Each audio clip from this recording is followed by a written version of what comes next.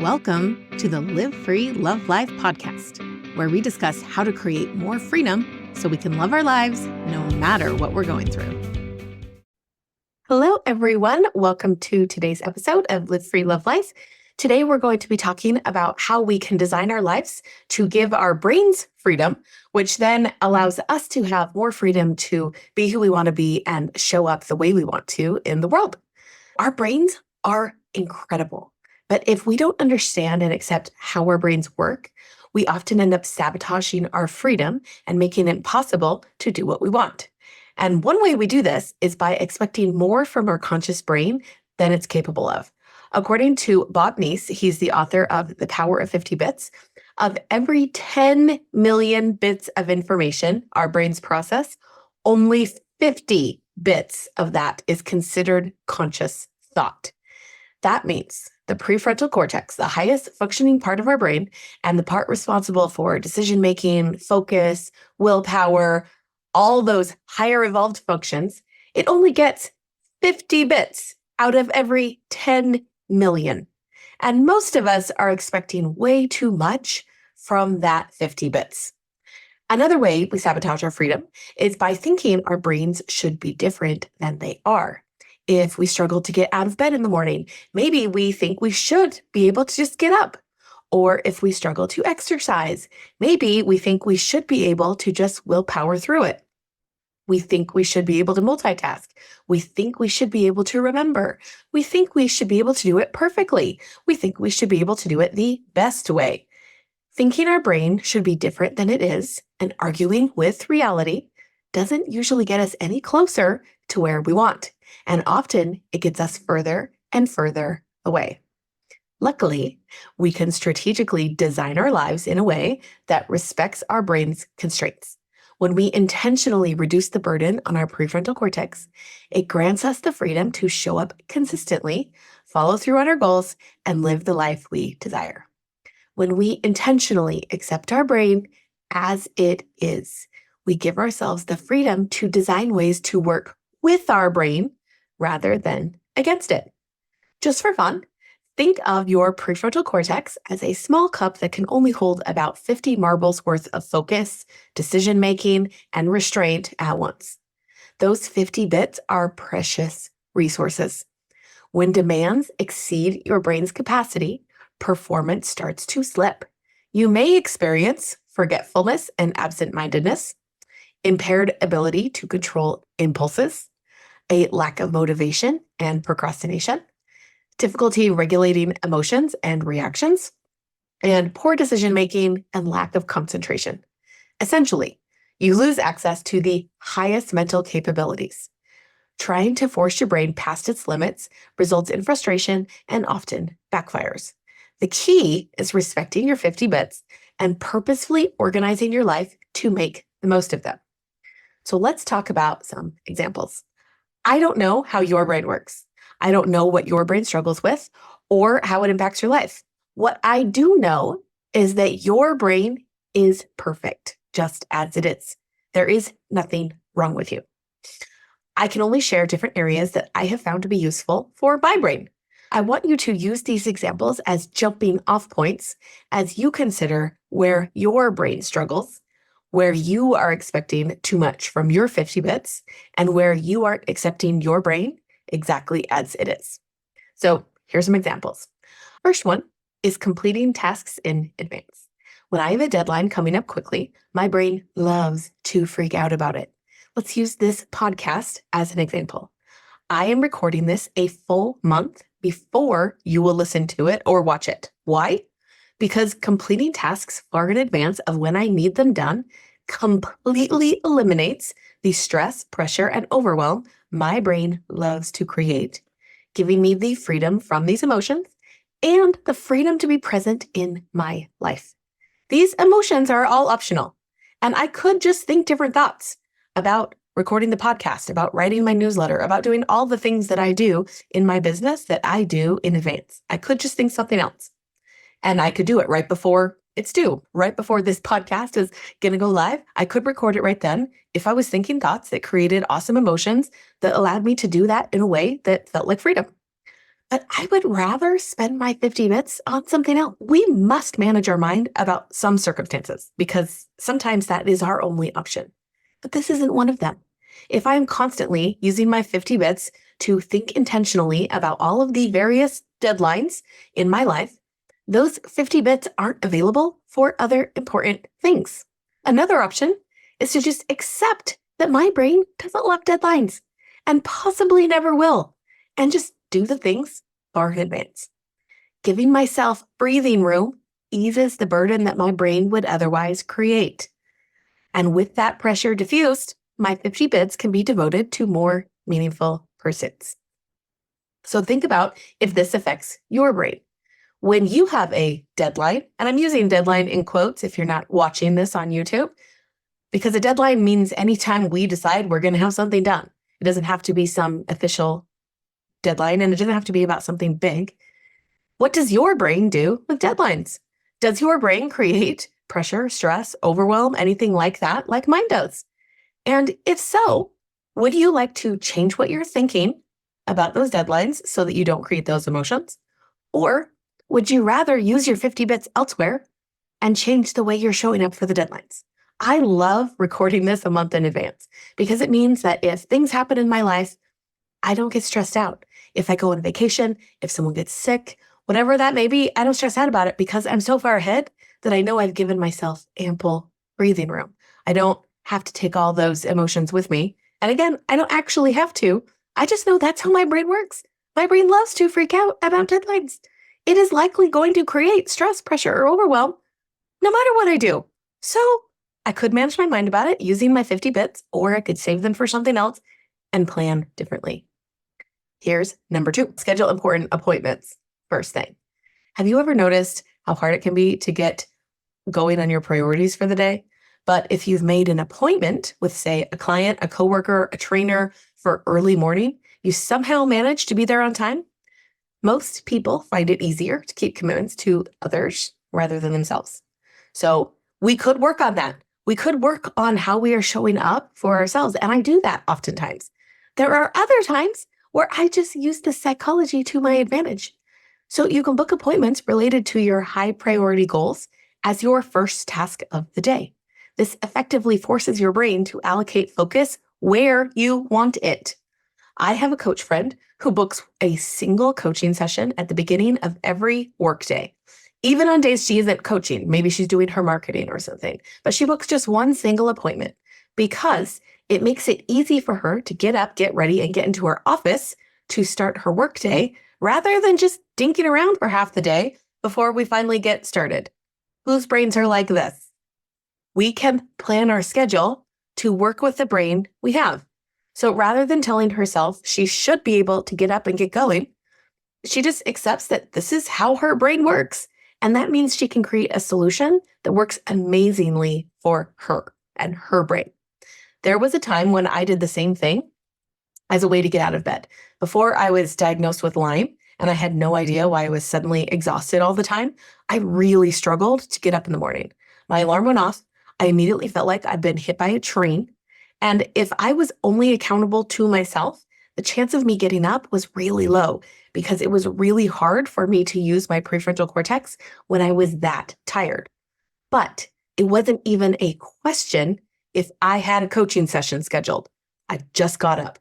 Not only did it allow me to get up when I wanted to, it allowed me to do it without all of the drama, all of the brain energy that we spend battling with ourselves, using the willpower, talking ourselves into or out of it. I didn't have to use any of that. Someone was waiting for me. I had to get up. I just did it. It made it really easy. Now, I could have told myself that I should just be able to get up. I've been doing it for years. And I could have continued battling with myself day after day.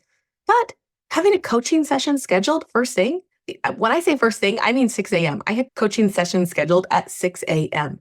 because it made it easy for me to climb out of bed when I felt terrible, because I'm the kind of person who shows up for other people.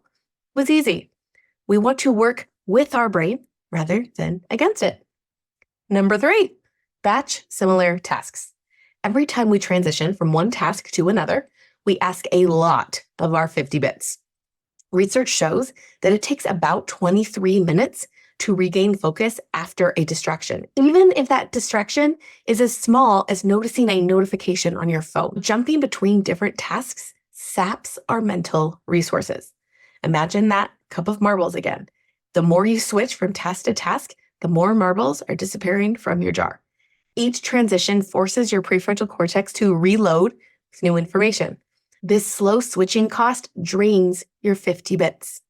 According to Daniel Levitin, he's a professor of behavioral neuroscience at McGill University, that switching comes with a biological cost that ends up making us feel tired much more quickly than if we sustain attention on one thing. Streamline things by batching together similar activities.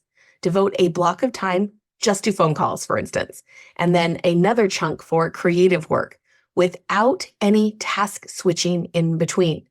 And because we know that it takes 23 minutes once we've been distracted, do this as a focus time. Take your phone, put it in the other room when you have things that you want your 50 bits to be working well for you. So things that require focus, things that require creativity. We don't want to be distracted, losing that 23 minutes. We don't want to be switching from task to task because every time we do, we lose time and we lose brain energy. So batch things together. The way I do this in my business, I will do all of one thing all at the same time. Maybe I'll block 2 to 4 hours, maybe with a break in between, because it also is very good for our brains to take a break about every 2 hours. But I will block all the same type of activity. Maybe I write 4 newsletters, all one after another. Maybe I record 4 podcasts, one right after another.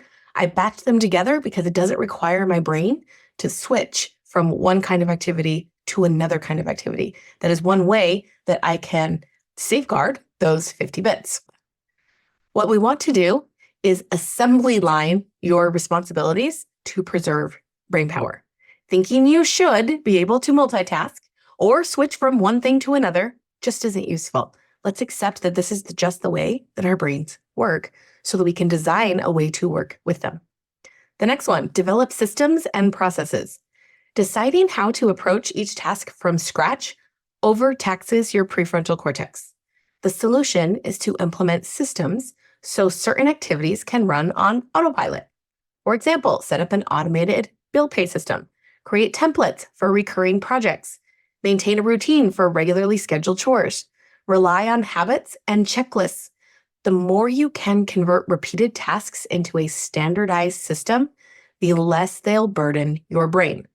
When I sit down to write my newsletter and record my podcast, I open up an extremely detailed checklist. I start at the top and I do all the items in order. Not only does this ensure that I don't miss any important steps, but it also means I can use all 50 bits to think about the content I'm creating for you rather than waste some of it on logistics. It gives me the freedom to use the best of my brain to create solutions to help people because I'm not wasting any of it. The next one, stop trying to remember everything. Use technology. In today's world, there is no reason to expect your brain to hold everything for you. And all those things you're trying to remember use up your 50 bits. Anything you can put on auto will save your 50 bits for the things that are the most important to you, like auto billing, auto payments, subscribe and save for the things you're always running out of and have to remember to buy. I don't ever have to remember to buy dish soap or laundry detergent or garbage bags. So many of the things in my house, I just have them set on subscribe and save. I don't have to remember to buy all of them because I've just set it up to happen automatically, which frees up my brain, which means I'm more able to show up in my life the way I want to because I'm not trying to remember all of it. Set reminders on your phone. These could be daily reminders. I use the reminder app. They could be things that are way off in the future. I use my calendar app for that. There's tons of useful apps for this kind of thing. Use them. We all have a phone in our pocket pretty much every second of the day. Use it. Use those things to offload things from your brain. Thinking you should be able to remember all of it, it just isn't useful because our brain has a lot going on. This is what I mean by expecting a little too much out of your 50 bits. 50 bits out of 10 million are for conscious thinking. Let's not use those 50 bits on things that our phone can do for us. The next one, schedule your to-do list and your priorities. A running to-do list takes so much space in your brain and uses so much of your 50 bits because your brain keeps thinking about everything on there until it is done.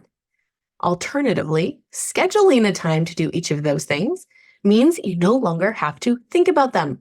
That does mean that you will have to follow your calendar.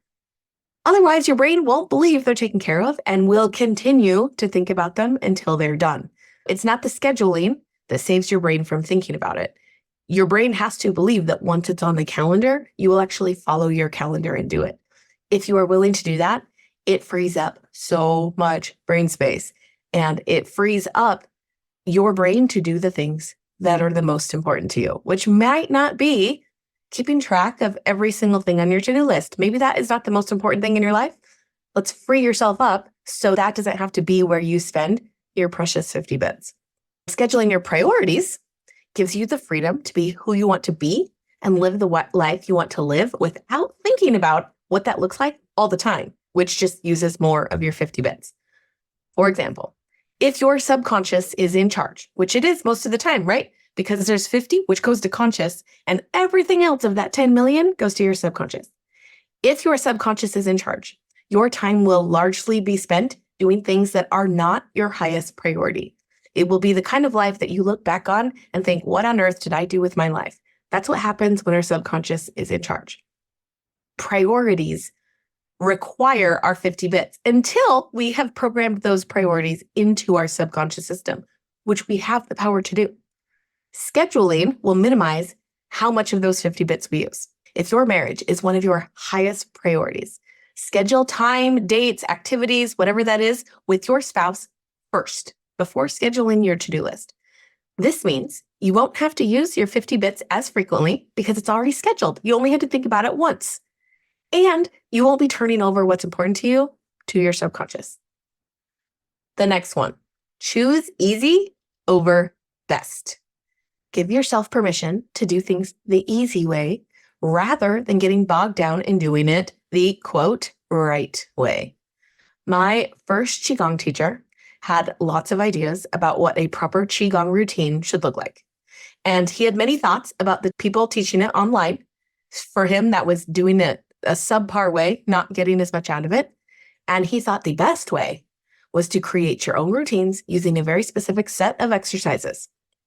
I didn't know anything about Qigong. I didn't know any better. I just trusted him. The problem with this was I had to remember everything. And remembering felt exhausting. So I was inconsistent with my Qigong. I dreaded doing it because I didn't want to do something that felt exhausting when I already was so exhausted. One of the reasons I started doing Qigong was because I was so tired. I wanted to create energy in my body.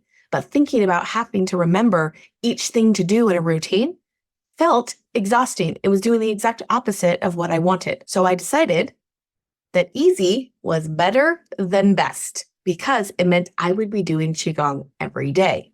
Consistent Qigong is better than inconsistent Qigong.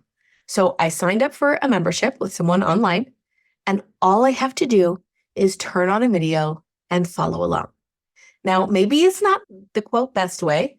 That is still debatable because these are only my Qigong teacher's thoughts. I have no idea how accurate his thoughts are, but done is still better than perfect. By not expecting more of my 50 bits than my brain was capable of, I gave myself the freedom to experience the benefits of Qigong every day. I'm going to say this again. Give yourself permission to do things the easy way rather than getting bogged down doing it the right way or the best way or the excellent way. You can fill in whatever word you want there. Lastly, do things you enjoy rather than things you dread. Let's take exercise as an example because I know a lot of people, at least I've heard from a lot of clients, dread exercising. We all know that exercise boosts mental performance, but forcing yourself through workouts you despise backfires because all of your 50 bits focus on how much you hate burpees or running or whatever it is. You create a lot of dread. You battle with yourself. You deplete your willpower. Not only do you waste your 50 bits, but you also start avoiding exercise altogether. So You're not boosting your mental performance anymore. You're taking away from your mental performance. You're making it really hard to do the things that you want to do. Instead, for this example, you could experiment to identify physical activities that energize you and don't require any of your 50 bits. Maybe that's a dance class or hiking or pickleball. The exercise you'll do consistently because it's fun frees up your 50 bits for more meaningful priorities. I love to exercise first thing in the morning. And after I got Lyme and was bogged down with that debilitating fatigue, I kept expecting myself to do things the same way I had always done them before. I should be able to. That's what I kept telling myself. This is where we start arguing with how our brain is working at the moment. This is to show you that our brains can change over time. We always want to be checking in. Where is my brain at now? Where's my brain struggling now? What am I thinking I should be able to do or to do differently? When my alarm went off, it felt completely impossible to get up and exercise because I was so tired. Imagine having the energy to exercise when you don't have the energy to crawl out of your bed. I dreaded the alarm and I dreaded the exercise, and I wasted so much brain power. Now, like this morning, I get up and I get into the sauna very first thing. It is so much easier to get up when all I have to do is change where I'm lying down. I removed the dread and I removed the need for willpower. And that gave me the freedom to get up when I want to, which is at 6 a.m. That's when I like to get up. I'm still taking care of myself. It gave me the freedom to do that. And it gave me the freedom to protect my brain so I can do what I need it most to do. So look for the areas in your life, any of these areas or any others I didn't mention. Because as I said, I don't know where your brain struggles. What we want to be looking for, I'm going to give you these questions to consider. This is what we want to be looking for. Where are you consistently wasting your 50 bits? Where are you expecting more of your brain than it's maybe capable of because of the 50-bit problem? Where do you think your brain should be different? That you should be able to think or process differently or to show up in a different way? How can you make things easier on your brain so you have the freedom to show up the way you want to? It's time to respect our 50 bits. Most of what we do is run by our subconscious. Stop expecting your conscious brain to do more than it can with those precious 50 bits. Purposely put habits, behaviors, thoughts, and processes that you want into your subconscious system. And the way we do that is by doing it over and over and over and over again until our brain goes, oh, I think that needs to be in the autopilot system. We can put awesome things into our subconscious, into that autopilot system. We have to do it on purpose by repeating. Design your life to use your 50 bits wisely and set yourself up for success. Try incorporating some of the tips I've given you today to give your prefrontal cortex the space it needs to perform at its highest capacity.